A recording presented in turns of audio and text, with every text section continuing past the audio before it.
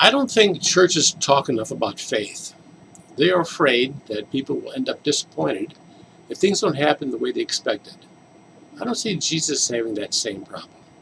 In Luke 8, Jesus was in a boat with the disciples during a storm, and they were in danger of sinking. Jesus was sleeping, and when they woke him up, they said they were perishing. Or roughly translated, we're going to die. And Jesus asks them, where's your faith?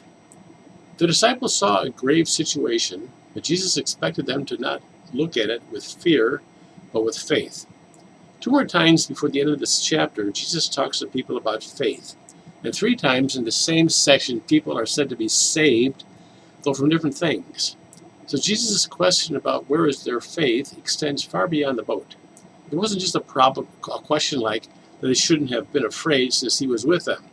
It's more like, why did you ever even have to wake me up? Whether that meant that they could have and should have commanded the storm to be still themselves, or whether it just meant that they should have been able to trust God to take care of them in the storm, the question about where is your faith extends to every aspect of our lives. Here Jesus rebuked a dangerous storm and became calm immediately. When they arrived on the other side of the lake, they were met by a man who was demon-possessed and extraordinarily violent. Jesus cast the demons out of the man, enough demons to drive a herd of swine into the sea, and the man was immediately of a right mind. The man was then described as having been saved. Jesus is soon mobbed by a large crowd, and one woman fought her way through that crowd so she could touch Jesus. Other gospel accounts say that she had said to herself that if she had but touched his garments, she would be saved. It's Mark 5:28. She was able to finally touch his garment, and she was instantly healed of a long-standing condition that doctors were unable to resolve. Jesus felt power going out from him, but he didn't know who had touched him. Luke 8:44-46. We act so often like God is sitting on his throne, sorting through our prayer requests, whether to answer them or not. But here was a lady who just believed her request was answered without even a conscious decision on the part of Jesus. And Jesus then tells her, your faith has saved you. Luke 8:48.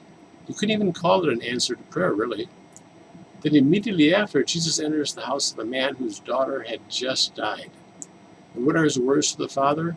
Don't be afraid. Literally, stop being afraid.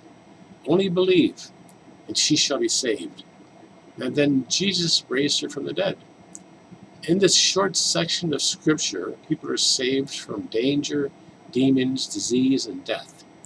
3 times, faith is mentioned as being important in each case. Stop worrying about whether you have faith or not, or even whether things turn out exactly as you had hoped.